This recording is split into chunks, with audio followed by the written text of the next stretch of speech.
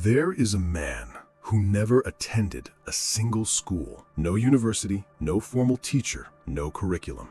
He studied sword fighting, painting, sculpture, strategy, philosophy, Zen Buddhism, and poetry. He won over 60 consecutive duels without losing once. And when he finally sat down at 60 years old, alone, inside a dark cave, he wrote one of the most studied documents in human history. His name was Miyamoto Musashi, and the thing that should disturb you, the thing most people miss, is not what he mastered, it's how fast he mastered it. Because Musashi didn't spend more time than you, he spent it differently. And what you're about to hear will make the way you've been learning your entire life look like a slow, sophisticated form of self-sabotage. You have access to more knowledge right now than any human being who has ever lived on this planet. Every book, every lecture, every course, every expert, all of it at your fingertips. And yet most people feel more intellectually stuck than any generation before them. Why? Because information is not knowledge, and knowledge is not understanding, and understanding is not mastery.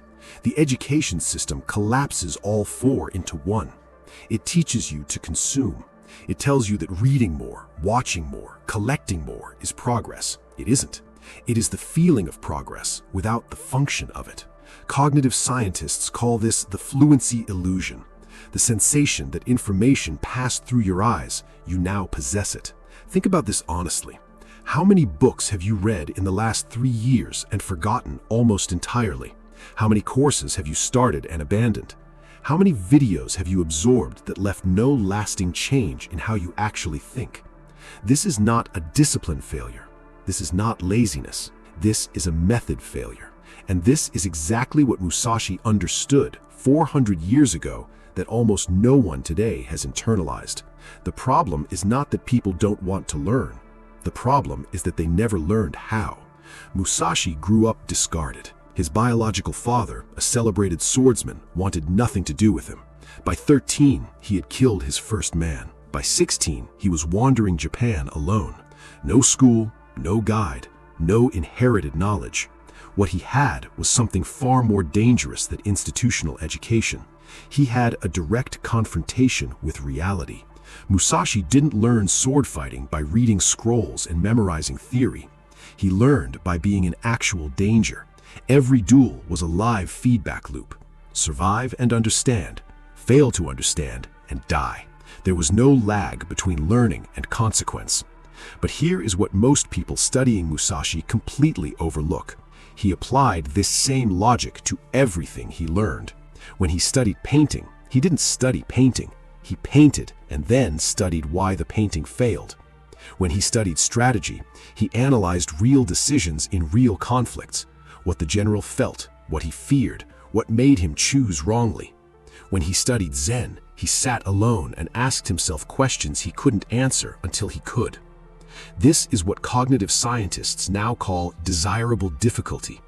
Learning accelerates when there is resistance, friction, and genuine stakes, not when the material is comfortable, passive, and safe. The modern learning industry has built an entire economy on removing that friction. Comfortable courses, digestible summaries, bite-sized content. All of it designed intentionally or not to keep you engaged while preventing the cognitive stress that actually builds real understanding. Musashi was operating in what neuroscientists now call active retrieval mode, constantly asking, what do I actually know, as opposed to what I think I know. That distinction feels subtle. It is not subtle. It is the difference between the person who can talk about a topic and the person who can use it when the situation demands it. We look at figures like Leonardo da Vinci, painter, anatomist, engineer, architect, and we assume the explanation is genius, that these were exceptional people born with exceptional capacity. That is a comfortable belief, because if it's true, you're off the hook. But it isn't true. When Da Vinci studied anatomy, it made him a better painter. When it made him a better painter, it changed how he understood light. When he understood light differently, it restructured his architecture. When his architecture evolved, it fed back into his anatomy. None of these were separate disciplines to him. They were one discipline viewed from different angles. Researchers call this transfer learning. Genuine depth in one domain, creating structural insight in another, seemingly unrelated domain. And here is the mechanism most people never see. When you go deep enough in any field, deep enough to understand not just the surface rules, but the underlying logic, you begin to see that same logic operating in completely different fields. A chess grandmaster who studies game theory doesn't just become a better chess player. They become eerily good at reading social dynamics and conflict de-escalation. Not because chess resembles those things on the surface, because the underlying pattern, anticipating consequence chains, reading intent through behavior, sacrificing short-term position for long-term control, is structurally identical. Musashi understood this without ever being taught it. In The Book of Five Rings, he writes, "From one thing, know 10,000 things." That is not mysticism. That is not poetry. That is a precise description of how a mind trained to extract structural patterns rather than surface facts actually operates. Most people learn surfaces. Polymaths learn structures. There is a learning geometry that separates generalists who know a lot but contribute little from polymaths who seem to intuitively understand what others cannot. The vertical bar is your depth, the one domain where you've gone far enough to understand not just the what, but the why behind the why, where you stopped following instructions and started asking structural questions. The horizontal bar is your breadth, wide exposure across philosophy, biology, history, design, psychology, not pursued to mastery, but to pattern literacy. Pattern literacy. Remember that phrase. Surface knowledge says, I know what a neuron is. Pattern literacy says, I see the same cascading threshold logic that governs neural firing operating inside a social movement, a market crash, and a religious conversion. One of those is a fact. The other is a lens. And lenses compound. Musashi chose a primary obsession, not sword fighting, strategy. The sword was simply the first domain where strategy revealed itself. He went so deep that he began seeing strategy everywhere, in the way two merchants argued, in the way a river curved around a rock, in the way a calligrapher decided when to stop a brushstroke. And every new domain he encountered, he didn't ask, what is this? He asked, what does this reveal about strategy that sword fighting cannot? He was always mining, always translating. Most people treat each new subject as a separate acquisition, a new room in the house of knowledge. Musashi treated each new subject as a new window into the same room he'd always been in. The room is the structure. The room is the fundamental logic underneath all things.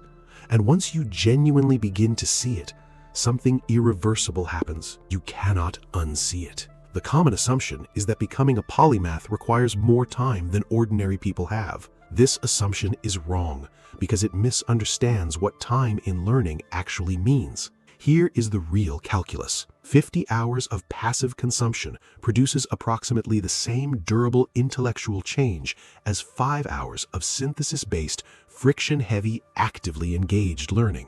Hermann Ebbinghaus documented the forgetting curve in 1885. Spaced repetition research has confirmed it repeatedly since.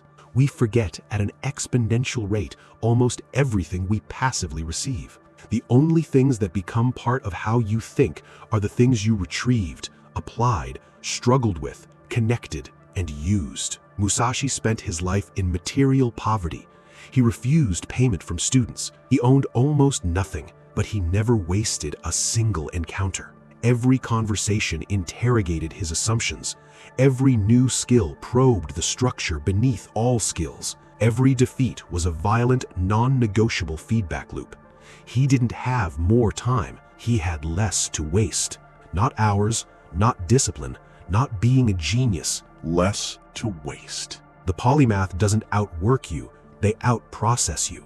Musashi, at the end of the Book of Five Rings, written alone in a cave as he was dying, didn't summarize his techniques. He wrote, "Do nothing that is of no use." That sounds like minimalism, like productive advice. It is not. It is a description of what a mind becomes when it has been truly educated. A mind so structurally efficient, so free of cognitive clutter, that it naturally eliminates the unnecessary. Because it can see the unnecessary. Most people never reach this because they never go deep enough in anything to build the clarity that makes waste visible. They consume broadly. They collect interesting ideas the way some people collect objects, arranged on a shelf, never used. The genuine polymath does not collect ideas, they become them. When you study strategy deeply enough, you don't just know strategy, you see strategically. When you understand psychology at a structural level, you read rooms differently than other people do. This transformation is available to anyone, not just the conventionally intelligent, not just the formally educated, anyone willing to do the uncomfortable, friction-heavy work of learning how to learn. Musashi died alone in a cave. No institution, no followers present. He had given away almost everything. What he couldn't give away, what no one can take from a person who has genuinely educated themselves, was the architecture of his mind, the way he saw the world. That remained. You were told that learning is about accumulation. It isn't. Learning, real learning, is structural transformation. The slow, uncomfortable, friction-filled process of allowing what you encounter to genuinely change how you think. Not what you know, how you think. Musashi never had more time than you. He never had better resources. He had a different relationship with knowledge. He treated it not as something to be collected, but as something to be confronted. And that confrontation, repeated, consistent, honest, is what built one of the most documented minds in recorded human history. The question isn't whether you're capable of this. The question is whether you're willing to stop learning the comfortable way. Because the moment you stop consuming and start confronting, the moment you sit with confusion instead of escaping it, synthesize instead of summarizing, that is the moment you stop being a student of the world and start becoming someone the world has to account for. Drop a comment and tell me, what is the one domain you've gone deepest in, and what unexpected field is it started illuminating? That answer will tell you more about your mind than any personality test ever could. I'll see you in the next one.